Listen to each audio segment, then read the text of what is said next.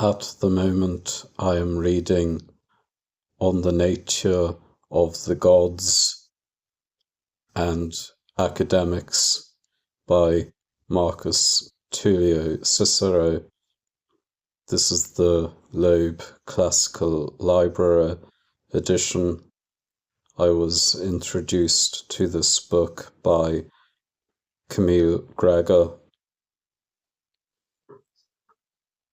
On occasion, I have been asked by my friends to speak Latin, and I rarely don't know how to do it.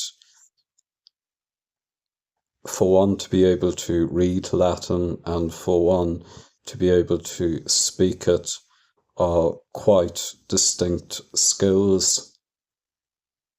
A case in point is Bart Ehrman. Bart Ehrman says that he can read German, but that he can't speak it. However, in my view, being able to write and speak Latin is a good way to build fluency, and so I have it on my to-do list to learn some conversational Latin.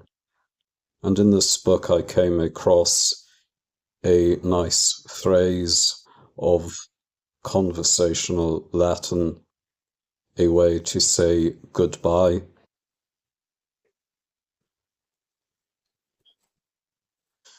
Here we have in Cicero's dedication letter to his Academica, he signs off this dedicatory letter with cura ut valias.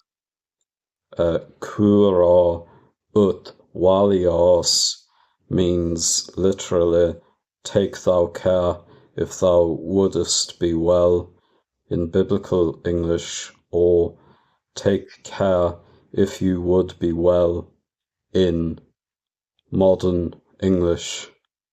And so this is a nice bit of conversational Latin. This is a nice way to say goodbye to your friend if you meet up with him or her, to speak some conversational Latin. The translation isn't a very literal translation. It simply translates cura ut valias as goodbye. This is very dynamically equivalent.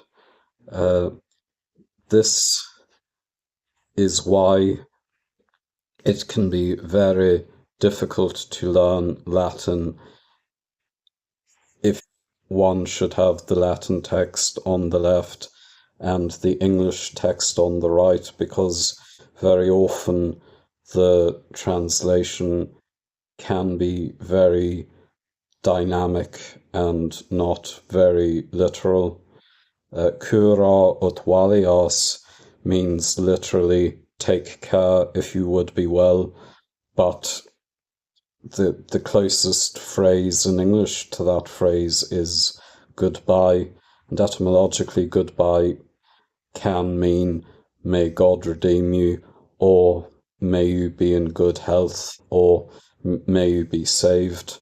So there is etymological similarity here, but nevertheless it is not a literal translation.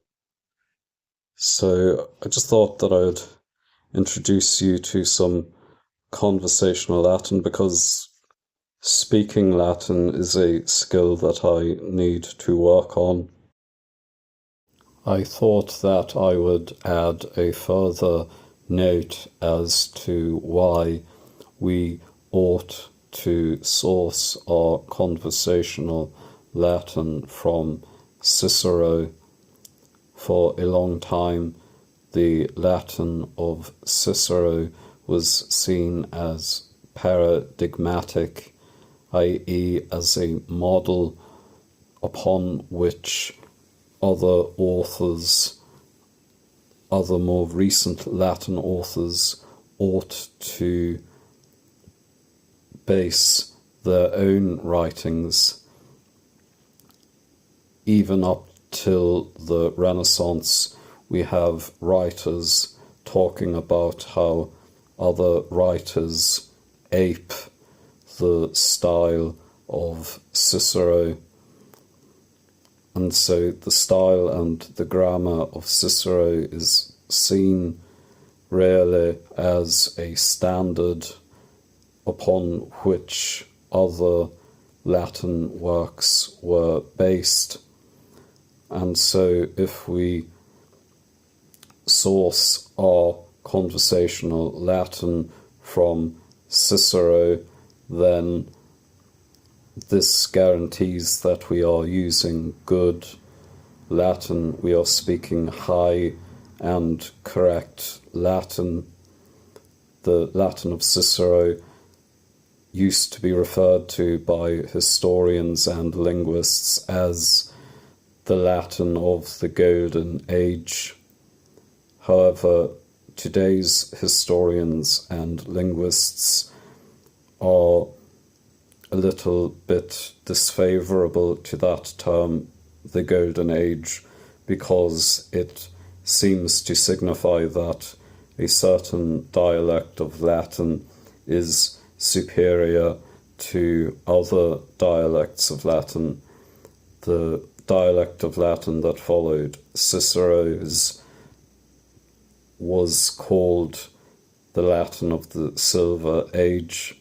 However, and linguists especially, they don't like to say that a certain dialect is superior to another dialect, and linguists also don't like to say that a certain form of grammar and style is superior to another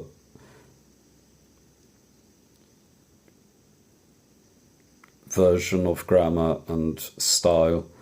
However, up until relatively recent and modern times, the Latin of Cicero was seen as the best Latin around. It was golden, and so it is a good idea to source our Latin, our conversational Latin, from Cicero.